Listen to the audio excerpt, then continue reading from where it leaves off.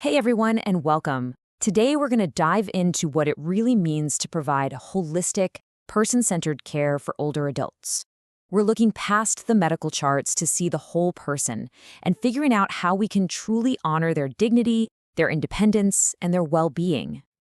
So let's start with a big fundamental question. What does it actually mean to age well? Really think about it. This question pretty much shapes every single interaction and every care decision we made. At the end of the day, it's not just about adding more years to someone's life, right? It's about adding more life to their years. It's all about making sure that as people get older, they can hold on to their sense of self, their relationships, and that feeling of having a real purpose. Okay, let's get into it, starting with the foundation, supporting physical health. Because, let's be honest, if that physical base isn't solid, everything else gets a whole lot tougher. First, let's just take in a scale of what we're talking about. A staggering 92% of older adults are living with at least one chronic illness. That's nearly everyone. It's the reality for the vast majority of people we care for. And, it doesn't stop there. It gets even more complex. 77%, more than 3/4, are managing 2 or more chronic conditions at the same time. So this tells us that care isn't just about solving one single problem. It's about managing this complex web of health issues. And on top of those major conditions, you've got other common changes, right? Things like hearing and vision loss, which can be incredibly isolating.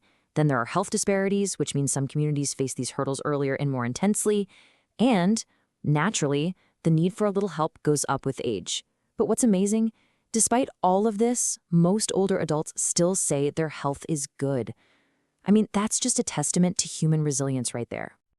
Now, I want to bust a huge myth right now, the one about Alzheimer's disease, this idea that it's completely out of our hands.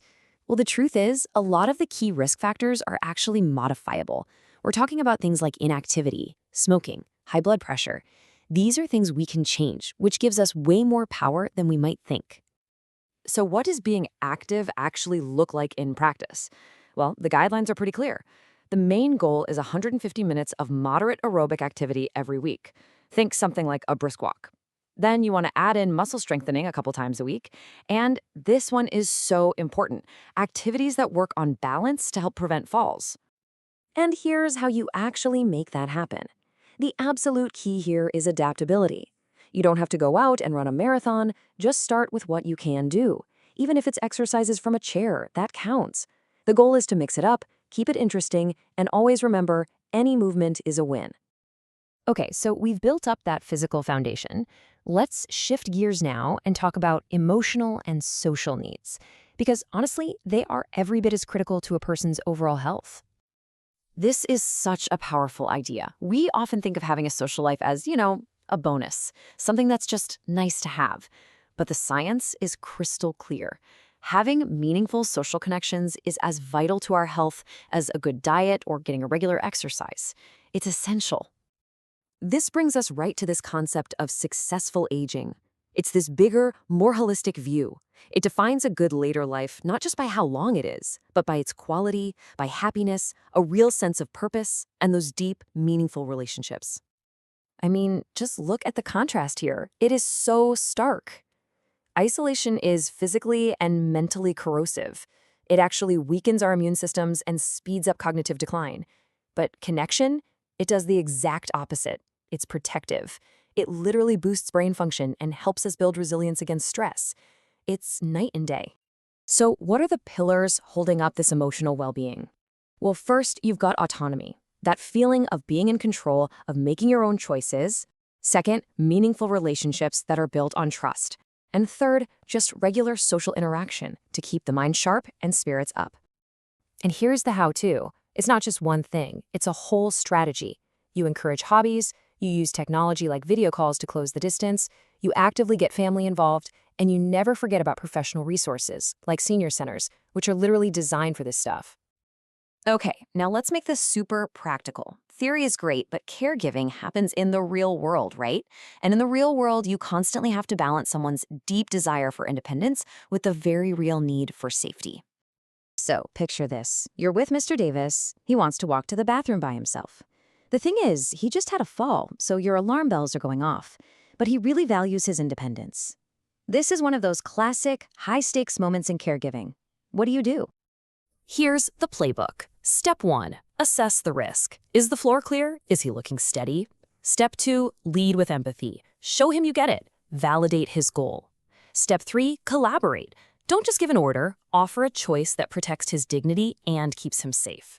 And finally, step 4, follow through and give some positive reinforcement. See how this turns a potential fight into a moment where you can actually build trust? These principles, they're all about partnership. It really boils down to this. Ask, don't just assume. Offer choices, don't dictate. Validate their feelings, don't dismiss them. Every single do empowers the person, while every single don't can chip away at their sense of self.